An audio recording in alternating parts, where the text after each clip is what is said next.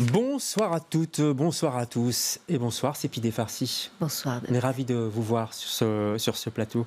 Comment ça va tout d'abord? Je peux poser cette question. C'est toujours un peu compliqué évidemment. Ça va. On va dire ça va. Oui. Allez, on va parler de votre film qui arrive sur les écrans. Put your soul on your hands and walk. Avant ça, 3 petites questions. Si vous voulez bien, je vais vous demander de répondre un petit peu du tac au tac. Si vous étiez Sépidé, un paysage, vous seriez quoi? La mer Caspienne, au bord de la mer Caspienne. D'accord. Voilà. Pas loin de l'Iran, effectivement. En Iran, au nord de l'Iran. Si vous étiez un souvenir d'enfance? Une baignade dans la mer Caspienne. Ah oui, on va rester là. Je suis collée à ma mère, à moi, oui, oui. Et si vous étiez un sentiment?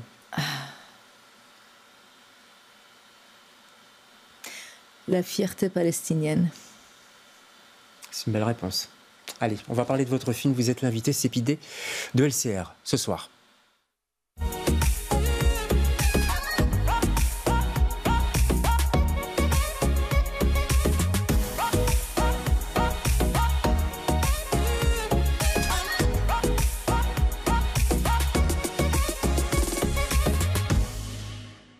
Hello, how are you?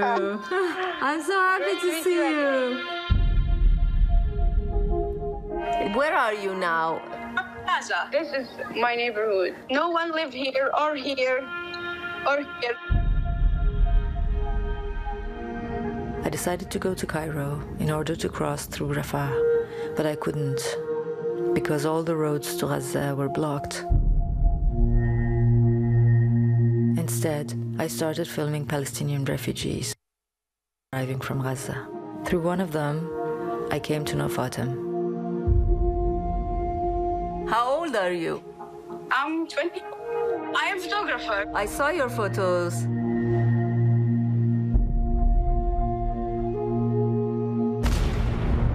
Here, you can die bombing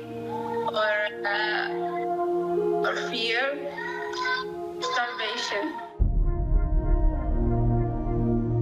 Each of our conversations could be the last one. So every time we connect and I can see her face, it feels like a miracle. Now, my biggest dream to have one chicken and one chocolate. If you are here in my voice, you will hear the sound of airplanes. Every second you walk on the street, you put your hole on your hands and walk.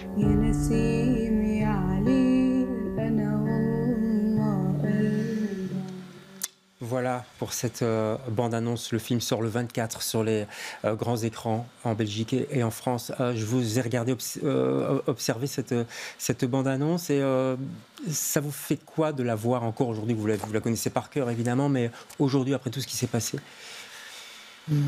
Ça fait mal, mais ça me fait du bien de la revoir aussi parce qu'elle est vivante. Elle est tellement vivante, elle déborde de l'écran, quoi. J'ai l'impression qu'elle est encore là, même si je sais qu'elle n'est plus là. C'est ça qui est terrible, hein. Déjà à l'occasion du Festival de Cannes, quand ça a été présenté, il y avait cette force de vie, si je puis dire, à travers le cinéma, à travers le documentaire. C'est une force quand même, le fait de filmer, le fait de prendre du son. Il y a quelque chose qui transcende un peu ou pas? Ou c'est exagéré de dire ça?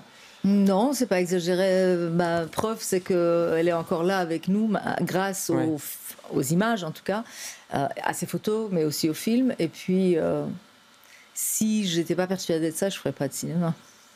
J'imagine bien, ouais. Le titre, il est beau ce titre, je trouve. La phrase vient d'elle, hein, de Fatma Asona. Prends ton cœur dans ta main, c'est ça en fait, et marche. Dans la main, marche, oui. Il y a une poésie dans cette phrase. Elle aime la poésie d'ailleurs, elle en récite parfois. Elle en récite, elle en écrit surtout. Oui. En fait, elle avait une belle plume. Enfin, belle, c'est pas le mot. Une plume, très fort, oui. Très, une sensibilité à la fois teintée de pas naïveté, mais de simplicité, je dirais. Et donc, illusion, désillusion. Enfin, elle était à la fois très jeune et très mûre. Et ça se ressentait à la fois dans ses photos et dans ses textes. Ouais. Elle avait 24 ans. Elle est décédée un petit peu avant son anniversaire, c'est ça? Juste après. Ou juste après. On est le 16 avril. Quand je dis décédée, c'est assassinée. Hein, Elle a été assassinée, ciblée en fait. Ciblée, ouais. Par l'armée israélienne, oui, tout à fait. Voilà, elle aurait dû venir justement au Festival de Cannes. On en a beaucoup parlé à l'époque. Est-ce que, tout le monde vous a posé cette question, mais est-ce que c'est la sortie du film qui a précipité cette cible ou pas? Non, on n'en sait rien, on ne le saura jamais. On le saura le jour où l'armée israélienne va ouvrir peut-être ses archives, je ne sais pas. Elle avait fait des interviews, elle était connue quand même. Elle commençait à être connue, donc en fait, c'est pas pour effacer une éventuelle responsabilité qui m'incomberait, mais honnêtement, je ne le sais pas. Ouais. Nous, quand le film a été annoncé, son nom n'a pas été divulgué. D'accord? Donc il y avait mon nom et le titre du film. Ouais. On ne savait pas qui était dedans. Donc en 24 heures, je ne sais pas s'ils ont eu, mais en même temps, ils sont tellement bien informés que c'est possible. Mais elle avait aussi fait des interviews, effectivement, où elle parlait de sa façon de documenter le génocide de façon très véhémente. Ouais. Peut-être que c'est lié. En tout cas, écoutez, Israël, on n'est pas loin de 300 maintenant. Hein. On a dépassé les 250, 270 même journalistes éliminés par l'armée israélienne. Donc, je pense que c'est tout à fait le modus operandi. Ouais. Vous venez de dire un chiffre, justement, et c'est ça qui vous embête, les chiffres, c'est ça qui embête un peu tout le monde, parce qu'on résume toujours tout aux chiffres. Et l'idée du film, c'était ça, c'est de mettre un visage, un nom, une personne, en fait, devant ces chiffres. Oui, exactement. Ouais. Mais c'était pas facile, puisqu'on ne pouvait pas y aller. Non. Donc il y a eu pas un subterfuge, mais voilà, vous avez trouvé, c'est un ami de Fatma? C'est un ami à elle, c'est un ami commun, c'est quelqu'un que je suivais au Caire, moi, quand je suis allée au Caire pour me rapprocher, dans l'idée de passer la frontière, parce que j'ai quand même essayé, en fait, j'ai voulu, mais j'ai pas réussi, tout à fait, pas à Rafah. C'était déjà bloqué, du coup, je suis les Palestiniens qui venaient de sortir de Gaza quelques semaines avant, parce que jusqu'au début avril, fin mars, début avril 2024, moyennant 8 000, 10 000, 12 000 $, les Palestiniens pouvaient donc payer, vous imaginez, les Égyptiens, les Israéliens pour sortir. Quand on dit que le génocide fait beaucoup de bénéfices, c'est pas pour rien, hein, c'est vraiment incroyable. Et donc, il était là, et me voyant tourner en rond, en filmant quand même les réfugiés qui arrivaient, me cherchant quelqu'un de l'intérieur, il m'a dit « Tu devrais rencontrer Fatem », c'est comme ça qu'on l'appelait, les amis.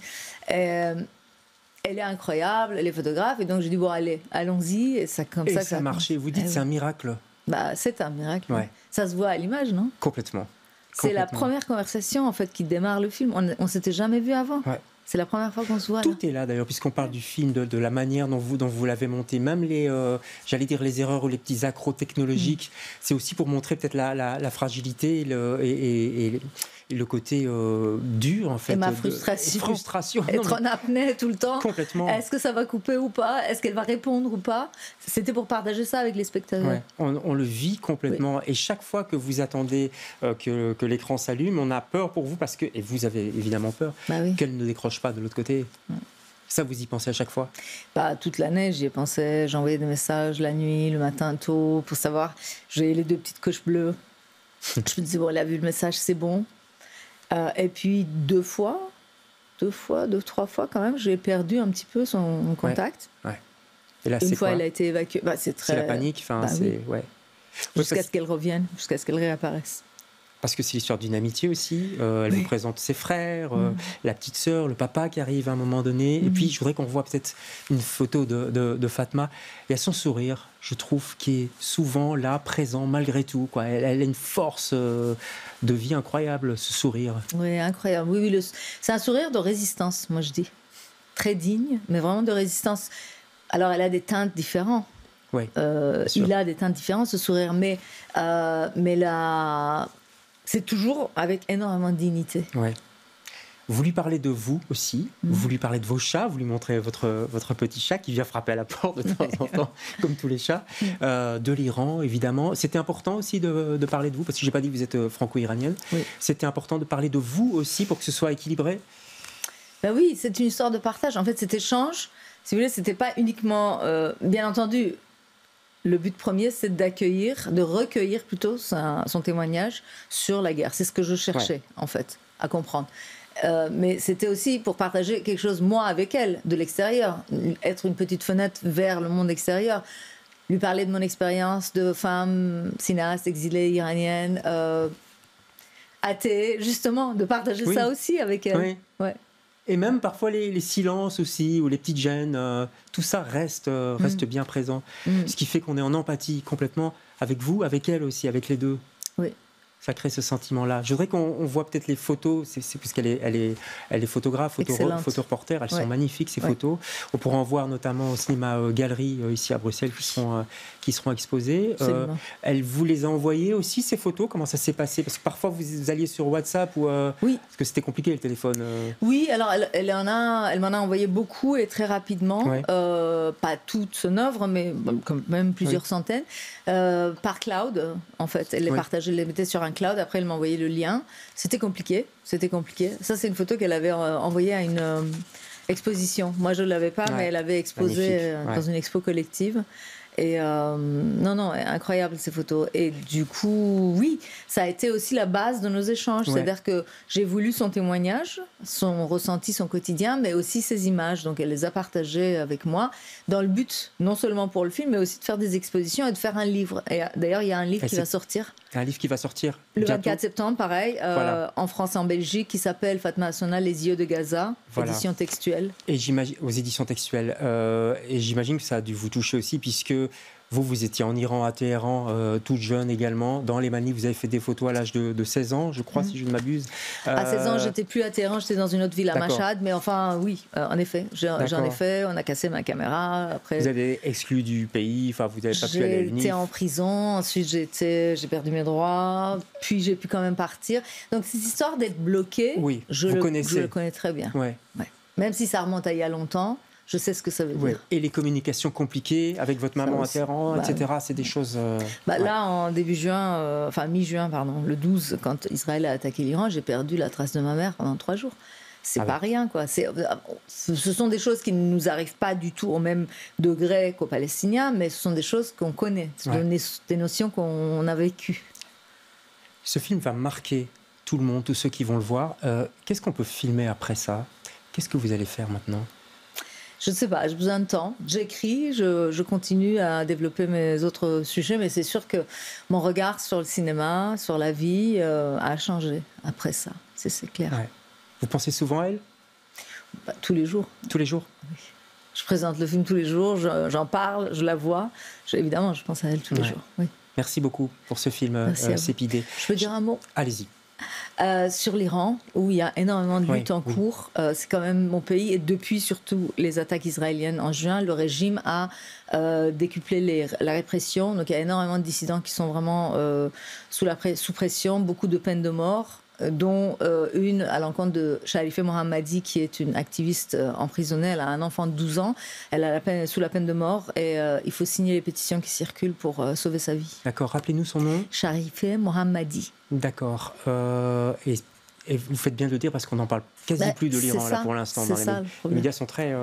Et oui, malheureusement, on passe vite à autre chose. Et là, en ce moment, tout est braqué sur Gaza, à juste titre, mais malheureusement, on n'en parle plus de l'Iran. Votre film est en avant-première ce soir, si vous avez le temps, à 19h au cinéma Vendôme. Il y aura un débat, vous serez là, vous serez présent, il y aura un débat avec quelqu'un de Amnesty International. Et puis sinon, c'est une sortie aux galeries et dans d'autres cinémas également, avec une expo de photos, à partir du 24 septembre. Merci beaucoup, Sépidé, d'être passé chez nous. On se retrouve demain avec d'autres invités. Bonsoir. Merci.